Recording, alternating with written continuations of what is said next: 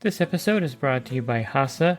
Liquid is clearly better. Liquid chlorine is the highest purity, works immediately, has no added cyanuric acid or calcium, and it will leave your pool safe, clean, and clear. And by the bottom feeder professional grade battery powered vacuum system. It sucks to clean pools, so cleaning pools sucks less. Get $100 off with code DVB100. This episode is brought to you by Skimmer, the #1 pool service software in North America. With Skimmer, you can streamline your schedule, grow your revenue, and keep your customers coming back with 5-star service. Whether you're a one-person operation or an established team, Skimmer is your partner in success. Visit getskimmer.com/poolguy to try Skimmer for free for 30 days. The Pool Guy Podcast Show. The Pool Guy Podcast Show. The Pool Guy Podcast Show.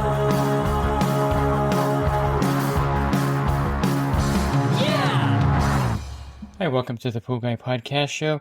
In this episode, I'm going to talk to you about lost causes out there.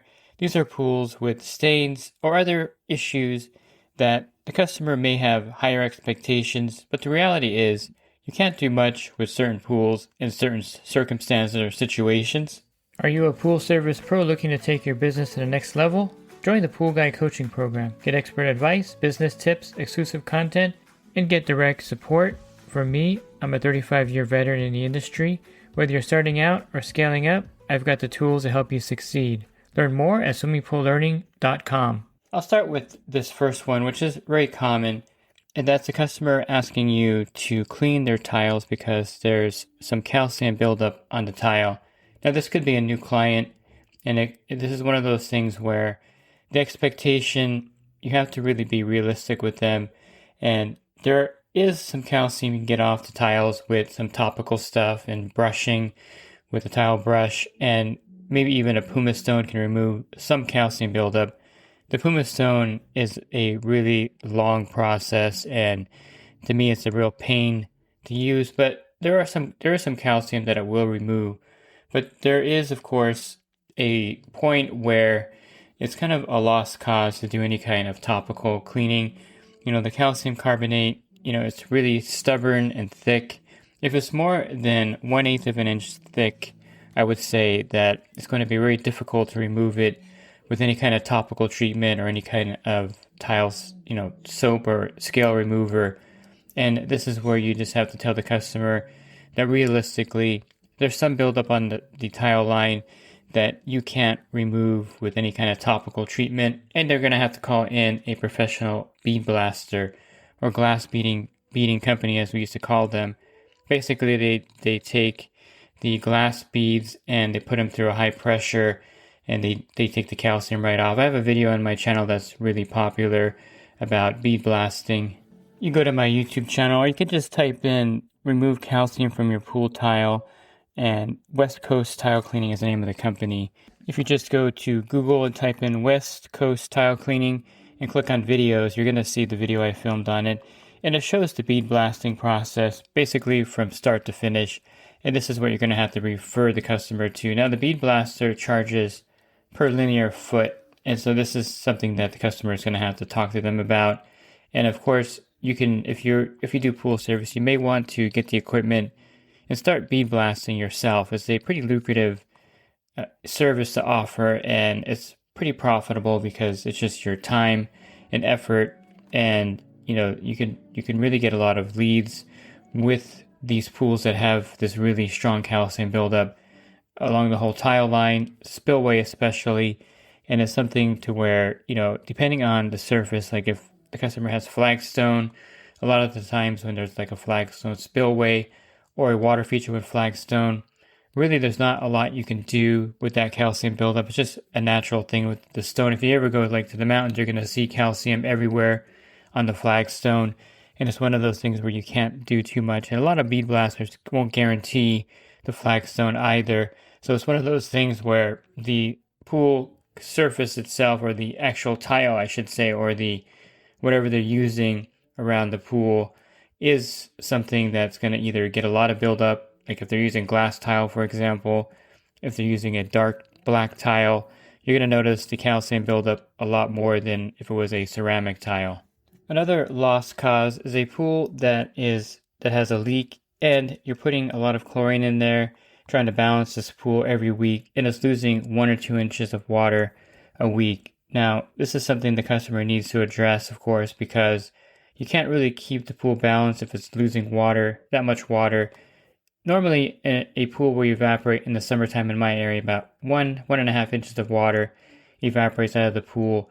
But that's much different than the pool leak because all the impurities, of course, stay in the water, and also the cyanuric acid stays in the water, the salt stays in the water. But if a pool has an active leak, the calcium level is dropping, the cyanuric acid is dropping, the salt level is dropping if it's a salt pool. The chlorine level is definitely dropping as the water is leaking out of the pool. And sometimes you really can't do a lot for a pool with a leak, especially if it's a large leak, except refer the customer to a leak detection company. This is also a pretty lucrative service you can pick up and learn how to do. There really is just getting the equipment and getting the training on how to find this leak. And sometimes you can repair it yourself, or sometimes you have to refer it out to a builder. But this is also something that the customer needs to understand, is that if the pool has a significant leak, 1 or 2 inches of water a week, sometimes even more than this, there really isn't a lot you can do. You're going to have to set up a surcharge, of course, because you're adding a lot more chemicals to the pool. But sometimes it's just one of those things where week in and week out, you're really losing the battle here because it's leaking way too much water, and it's not the same as evaporation. So it's the evaporation process, the cyanuric acid and the chlorine stays in the pool. With a leak, the cyanuric acid and the chlorine are leaving the pool together, and that's why you're going to find yourself adding more and more chlorine to the pool. You know, if you're using trichlor, you're using even more trichlor tablets because everything is leaving that pool. And the leaks tend to get worse over time, and they tend to get really much worse if they're left alone and not addressed, depending on where the leak is. And it's really hard to say, to tell the customer, well, your skimmer's leaking. Most leak detector companies will tell you that's about 30% of the time the skimmer is leaking. Sometimes it's a return jet. Sometimes it's the line itself somewhere underground. It's one of those things where you need someone to get out there and pressure test it and find that leak. And the sooner you get the customer to do this, the better, I think, in most cases. Customers are reluctant to do it because, of course, just the initial leak detection costs like $500 in my area, which is an expense a lot of people don't want to invest in. They'll rather just pay a little higher water bill. But that leak will, of course, get worse over time. And maintaining a pool with a leak is much harder. And over time, it's going to become even more difficult. So getting that addressed and letting the customer know that, yes, it's going to be an expense. And even the repair may cost them a couple $1,000s. But it's part of owning a pool. And it's one of those things that needs to be addressed. Otherwise, it's pretty much a lost cause on your pool route. I've been to many pool bids where I'm walking around the pool and the customer is pointing at these stains in the pool. And typically they're an old metal stain. I don't really know how it got in there. There's certain things people do that cause the staining in their pool. Other reasons are kind of a mystery. But sometimes when you're doing the bid, the customer will have high hopes that you as a pool service can remove the stain from the pool. And in reality, there isn't a lot you can do with stains that have been in plaster or PebbleTech for a very long time, and it just kind of goes into the plaster. Sometimes an acid wash has pretty good success in removing, metal staining in the pool. Rust stains are a little bit harder, so if someone dropped a nail in the pool, didn't address it for, a month or so, or maybe a trichlor tablet fell out of a floater and it went to the bottom of the pool and it was on the bottom for a long time. Sometimes you can remove those stains with some acid and sanding the area. Sometimes you can't. And so whenever you do an acid wash, this is a little side note, you want to make sure that you don't overpromise with the pool. You can't guarantee that it's going to look much better. You could just tell the customer that the pool will look better than before. How much better is an unknown factor. I have an acid wash waiver. If you email me at david@swimmingpoollearning.com, I gave that acid wash waiver over to you that protects you from some liability and the customer coming back afterwards saying that they didn't like how it came out and there was really not much difference, because acid washes can be unpredictable. Most acid washes, really, you're going to have a better result. The pool will look much better, but how much better is something that only happens, or you can only determine after the acid wash itself.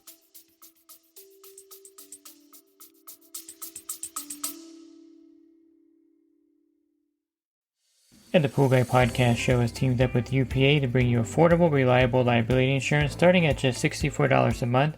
Get up to $2 million in coverage, and the members of my coaching group get an even lower rate. Protect your business and your peace of mind. Sign up with UPA today by clicking the link in the podcast description. So when you're doing a bid, or if you have an existing customer with a stain, don't overpromise either, because a lot of times anything topical won't remove that stain very easily. The only success you're going to have, fiberglass pools, a lot of staining is lifted off pretty easily. It's just that surface type, the staining, it stains easily, but the stains lift off easily, if that makes sense. For a plaster pool, it's much durable, and so is a PebbleTech. And since it has a durable surface, like it's basically like a driveway cement, when you stain it, it's going to stick to it. And sometimes ascorbic acid or vitamin C will remove a rust stain, depending on how new it is. I had this pool where a lot of the fertilizer pellets got in there. The gardener was like sprinkling them all over the place, and a ton of them got into the pool. And there is some metal in there, and these little like rust dots were all over the pool. And this was like 2 days earlier. So I had 2 quarts of Hasa Super Stain Out, which is a pretty good, fast-acting stain remover at that. If you catch it early enough. The Biodex Aquadex 50 also is a pretty good stain remover if you catch it soon enough. And I put the 2 Hasa Super Stain Out quarts in the pool, and it actually took all those stains off, which was, to me, amazing. But I think because I caught it early enough, and this is the key, if you catch the stain in the early stages within a few days, there is a chance of removing it with some of these topical products like Aquadex Biodex 50 or Hasa Super Stain Out. I've had really good success with the Biodex Aquadex 50 with some, kind of like, it looks almost like dirt stains in the pool, but they are metal stains. And it does take off or fade the stains pretty good. If you had a trichlor in a floater and it was at the first step of the pool and you see kind of almost like a burn on the plaster, I've actually had pretty good success with the Bio Aquadex 50 lightening those stains up. But again, sometimes nothing happens when you put a stain remover in the pool. So don't overpromise with stains either. And if the stain has been there for a very long time, it just is a permanent part of the pool surface at that point. And you could try something topical. You can try brushing it. You can try, a rust stone on your end of your pole. You can try the stain eraser. You can also try the Purity Pool. It's a acid wash tool that you can use with the water in the pool. Let me get the actual product here for you. Some people have had success with it. It's the Purity Pool stain remover, and you put some acid in there and you put it over the spot, and sometimes it works. They don't really like advertising it too much because you could damage the pool surface as well, and it's one of those things where only a pool professional should be using this tool. There's another one called the Underwater Acid Wash Kit by Purity Pool, and it's one of those things where, again, it's hit and miss. Usually, if there's a lot of staining in the pool, draining and acid washing it is something that you can do to a plaster and PebbleTech pool to kind of move the needle.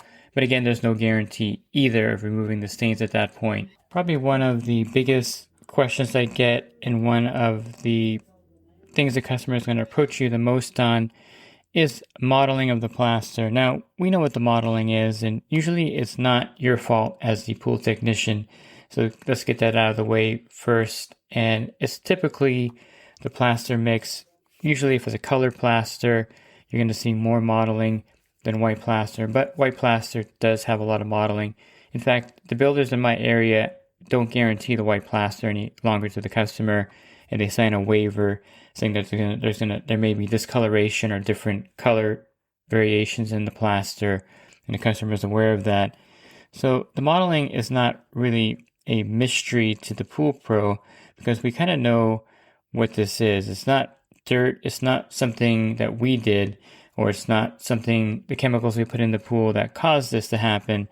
It's really a lot to do with the way they plaster the pool, the troweling of the pool. And, if they add too much water, this is a problem. There's also some things that are just natural part of the plaster mix itself. There really isn't a lot of additives anymore that you can put in the plaster to keep it that pure white. Back in the 60s and 70s, and 50s, they would add asbestos to the plaster mix to give it that kind of beautiful consistency that you see. But of course, you can't use asbestos in anything now.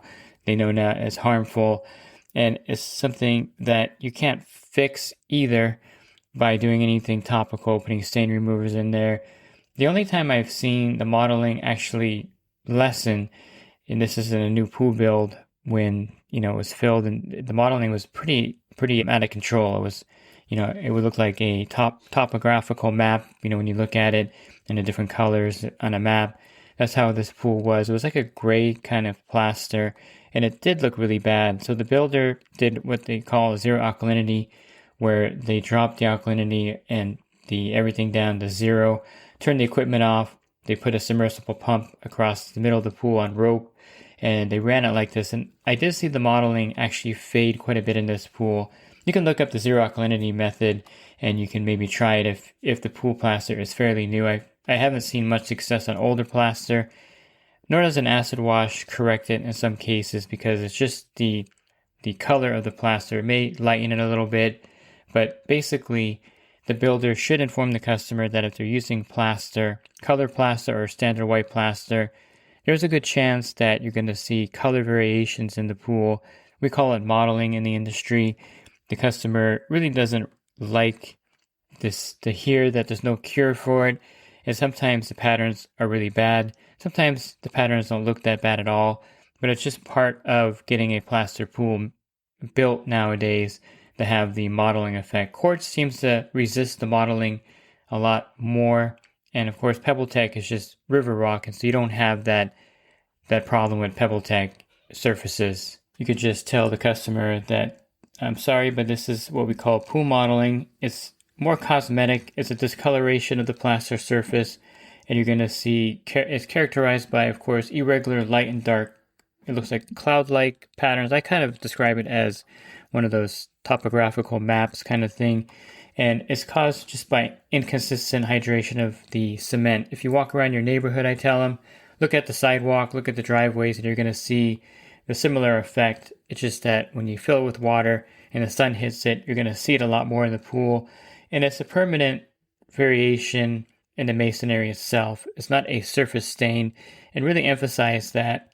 And it's made really visible when the light hits it at different times of day, or when the cloud goes over the pool.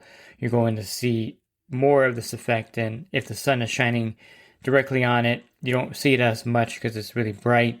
But at certain times of the day when the light is at varying points in the afternoon or the morning, you're going to notice it more. And there's really nothing you can do as a pool professional to fix this. You just have to explain and educate the customer that modeling is just part of the pool surface itself. If you're looking for other podcasts, you can find those by going to my website, swimmingpoollearning.com, and on the banner, click on the podcast icon. There'll be a drop-down menu with over 1,900 podcasts for you to listen to. And if you're interested in the coaching program, you can learn more at poolguycoaching.com.